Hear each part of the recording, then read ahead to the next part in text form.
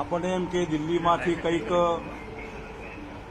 મોટા સાહેબ સ્થિતિ પરિસ્થિતિનો અભ્યાસ કરીને કંઈ નિર્ણય લેશે અને કોઈ પણ સમાજની લાગણી દુભાઈ હોય તો એના માટે સવિશેષ બહેનોની લાગણી દુભાઈ હોય તો બહેનો કંઈ પોસ્ટકાર્ડ લખશે અને સાહેબ જવાબ આપશે. આવું કંઈ નહીં થયું માટે આપના માધ્યમથી હું આજે જે સ્થિતિ થઈ રહી છે ગુજરાતમાં, સવિશેષ રાજકોટમાં જે કંઈ બીજેપીના ઉમેદવારે ટીકા ટિપ્પણી રિમાર્ક્સ કરી એના અનુસંધાનમાં ઇલેક્શન છે, લોકશાહી છે માટે ઇલેક્શન છે. અને આ લોકશાહીના પ્રણેતા આપણા દેશના રજવાડા રોયલ ફેમિલીઝ જે 500 કરતાં વધારે હતા, એમને જો આપણા દેશમાં ભળી જવાની અનુમતિ ના આપી હોય તો હિન્દુસ્તાનમાં લોકશાહી હોત નહીં અને આજે આ ઇલેક્શન પણ ન હોત. દાખલા તરીકે ભૂતાન લોકશાહી નથી, નેપાળની રાજાશાહી અંદર લગભગ 20-22 લોકોના મર્ડર પછી ત્યાં લોકશાહી આવી. પાકિસ્તાનમાં પણ સો કોલ્ડ ડેમોક્રેસી છે. એવી લોકશાહીના પ્રણેતા એવા રજવાડાઓ માટે ગમે તેવી હલકી વાત કરવી એ બીજેપીને શોભા દેતી નથી. ઉમેદવારથી કોઈ પણ કારણસર બોલાયું હોય એનું રેફરન્સ હોય, પણ જાહેર જીવનમાં બોલવા કરવાનું બહુ ધ્યાન રાખવું પડતું હોય છે. અને આવા જ બોલવાથી દ્રૌપદીએ કીધું કે આંધળાના બધા આંધળા થાય ને એમાંથી મહાભારતના દુષ્પરિણામો આપણને ખબર છે. તો આ જે રીતે એક સમાજ ઉપર આક્રમણ કરીને ગમે તેવી વાત કરવી અને પછી માફી માગવાની જે ફોર્માલિટી એ પણ પક્ષને પેલું નુકસાન ન થાય માટે હું માનું ત્યાં સુધી આ બીજેપીના કલ્ચરને શોભા નથી દેતું. જે બીજેપી કે જેનું મૂળ જનસંઘ હતું, જે જનસંઘ જેનો પાયો રાજકોટ, જે રાજકોટના જે તે વખતના આપણા પૂર્વ મુખ્યમંત્રી માનનીય કેશુભાઈ પટેલ એ દેસાઈ અટક લખાવતા હતા, પણ પક્ષ કેવડાવવા માટે એમને પટેલ લખાવવાનું શરૂ કરેલું. એ પટેલ અને હું ક્ષત્રિય બંને પક્ષનું જે પાર્ટી પક્ષ એ સમજીને જે સમીકરણથી ગુજરાતના રાજકારણમાં જનસંઘ બીજેપી જે આજે દિલ્હીના અને ગુજરાતના શાસનમાં રાજ્ય કરી રહ્યા છે, એ કલ્ચર આવું નહોતું. એમાં કોઈ દિવસ કોઈને હલકા ચિતરવા, બહેનોની માનસિકતા સમજ્યા વગર ગમે તેવું બોલ્યા કરવું, શશી થરૂરની ગર્લફ્રેન્ડ 50 કરોડની, જે મણિપુરમાં બહેનો ઉપરનો રેપ અને જે અત્યાચાર, મૌન રહેવું, પહેલવાન બહેનો જંતર મંતરમાં અપવાસ ઉપર ઉતરી મૌન રહેવું. અનેક ઠેકાણે બહેનોની આવી દુર્દશા અને સ્ત્રી સશક્તિકરણની વાત કરવી. અને એમાં જ્યારે અમારા સમાજની બહેનો જે મુદ્દો લઈને નીકળી છે એના ઉપર FIR કરવી, પોલીસે અરેસ્ટ કરવાની કોશિશ કરવી, સરકારે દાજા ઉપર ડામ નહીં દેવો જોઈએ. આ એક એવો મુદ્દો છે જે મુદ્દાથી આખું ગુજરાત કદાચ અવરા રસ્તે ચડે તો ભડકે મરે એવો મને ભય છે. આ પટેલ ક્ષત્રિયની લડાઈ નથી. તો ત્યાં સુધી કહીશ કે આ કોંગ્રેસ બીજેપીની પણ લડાઈ નથી, પરંતુ બીજેપીની જે ખોટી માનસિકતા, જે માનસિકતાના આધારે જો તમે ખરેખર લાગણીઓ સમજતા હોય બહેનોની, સમાજની, બીજા બધાની, તો અત્યાર સુધીમાં આનો અભ્યાસ કરીને ઉમેદવાર બદલવાનો નિર્ણય કર્યો હોત. મોટાભાગની જે લાગણી હું સમજો કે ભાઈ ઉમેદવારને બદલો, ભારતીય જનતા પાર્ટી જેને મૂકવા હોય એને મૂકે, પણ જે ઉમેદવારે હું કીધું છે એને તો અમે સહમત નથી અને અમે એમને સહન નહીં કરીએ. આનો ચેપ રાજસ્થાન સુધીના આખા દેશમાં કદાચ કારણ કે બીજેપીની માનસિકતા એ એન્ટી ક્ષત્રિય બની રહી છે. એના દાખલા પુરાવા 19માં તમે એક બી ઉમેદવાર ક્ષત્રિય સમાજમાંથી લોકસભામાં નહીં, 24માં નહીં મૂક્યો. એટલું નહીં, દાખલા તરીકે રાજસ્થાનમાં વસુંધરા રાજે હતા એમને બી કાઢ્યા. એટલું જ નહીં, જે ભારત રત્નની માગણી મહારાજ કૃષ્ણકુમારસિંહજી જે રજવાડાએ પહેલ કરી ભરી જવા માટે,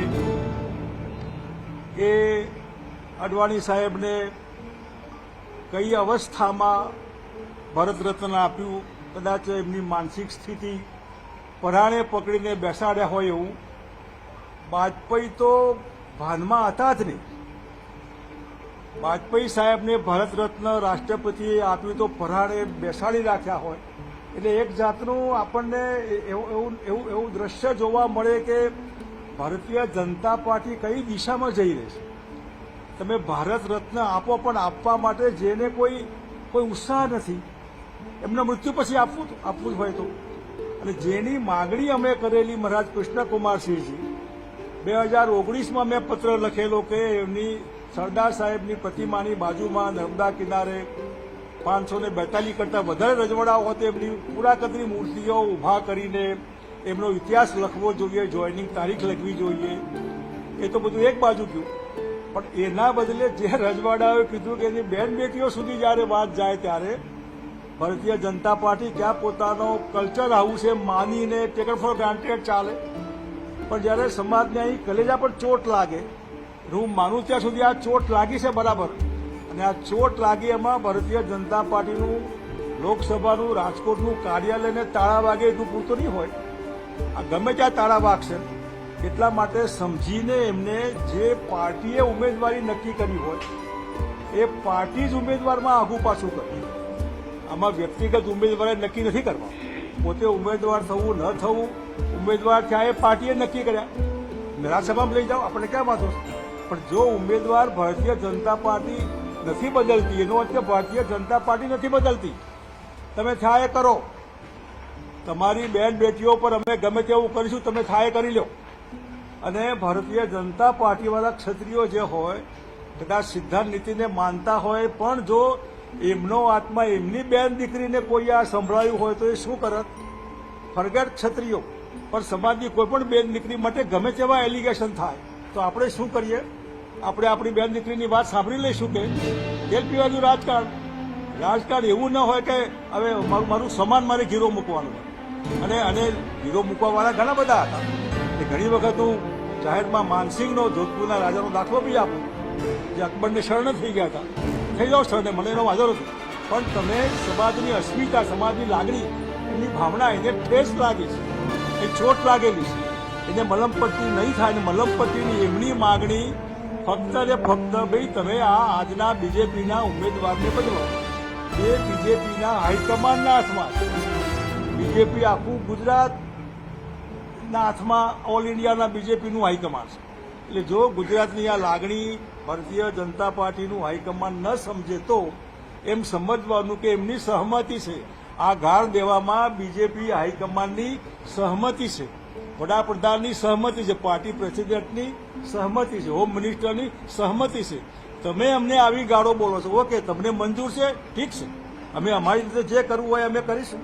અને એ કરવા માટે જે રીતે અત્યારે ચાલી રહ્યું છે, હાલી રહ્યું છે, હું માનું ત્યાં સુધી જો સરકાર આમાં વધારે દાજા ઉપર ડામ દેશે, બર્તામાં ઘી હોમશે, FIR કરશે, બહેનોને એરેસ્ટ કરવાની કોશિશ કરશે, ક્યાંય લોકો આવેદનપત્ર આપવા જતા હોય ને રોકવાની કોશિશ થાય, લાઠીચાર્જ થાય, વગેરે વગેરે, તો માનું ત્યાં સુધી આ ગુજરાત માટે આ તંદુરસ્ત નિશાની નથી. અને સમજદાર દેશની બહુ મોટી પાર્ટી, દુનિયાની મોટી પાર્ટી, ગુજરાતમાં 25 વર્ષથી વધારે શાસન છે એમનું. અને એ રીતે જો એમની આ દાદાગીરી, લુખી દાદાગીરીમાં પરિવર્તિત થવાની હોય તો ચૂપ રહેવાય નહીં. અને એટલા માટે સરકારને એક જાતની વાત કરવા કે ભાઈ તમે આ સમજો, તમે કરી રહ્યા, તમે તમારા માધ્યમથી તમારા ઉમેદવાર આ બોલી રહ્યા છે, તમે જો સમાજની માગણી છે કે એમને બદલો, આટલી નાની વાત પણ તમે સહમત ન થવાના હોય તમને તમારા પ્રોબ્લેમ હોય તો ઉમેદવાર બદલી શકો, એમાં તમને પ્રોબ્લેમ નથી. તમારા પ્રોબ્લેમ હોય તમે ગમે ત્યાં કરી શકો, પણ તમારા પ્રોબ્લેમ નથી, બીજા સમાજના પ્રોબ્લેમ છે. એ સમાજ એક બાજુ જો, એ સમાજ તો ટેકન ફોર ગ્રાન્ટેડ માનીને લઈએ છીએ અમે. એ સમાજમાં ગમે તેવા લોકો હોય તો અમે સમજાવી લઈશું, એવું માનીને ચાલી રહ્યા છો. ત્યારે મારે સરકારને સવાલ છે કે મહેરબાની કરીને પોલિટિકલ ઇલેક્શન મે ગો અને મે કમ, ચૂંટણી કાલે પૂરી થશે, એવું ઝેર ન રોપો જેથી કરીને સમાજ કાયમ માટે એ ઝેરનો ડંખ પીધા કરે. અને એટલા માટે તાત્કાલિક તમે થોડા સમજદાર હોય તો, અને જે આક્ષેપ છે એમાં તમે બી સહમત ન હોય તો લોકસભાના ઉમેદવાર મોકલો, તમે એમને રાજ્યસભામાં મોકલો, જે કરવું એ કરો, એ કોઈ આપણને વાંધો નથી, વ્યક્તિગત સવાલ જ નથી. બીજેપીની માનસિકતા આ દેવી શક્તિ, સ્ત્રી શક્તિ એના વસ્ત્રાહરણની હોય. દ્રૌપદીના વસ્ત્રાહરણનો દાખલો ભગવાન કૃષ્ણ પહોંચી ગયા હતા, એ ક્યાંક કોઈ પણ ઠેકાણે આ કૃષ્ણ અવતારો બધા પેદા થઈને બેન દીકરીઓનું જે વસ્ત્રાહરણ થઈ ગયું છે, દરેક કોઈ પણ સમાજના હોય એના માટે આ પૂરક વસ્ત્રો પૂરા પાડનાર લોકો બેઠા જ છે.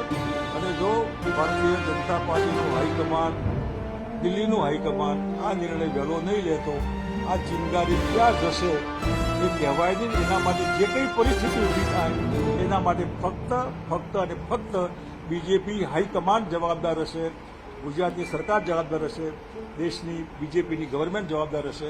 એટલું આ તકે હું કહીશ.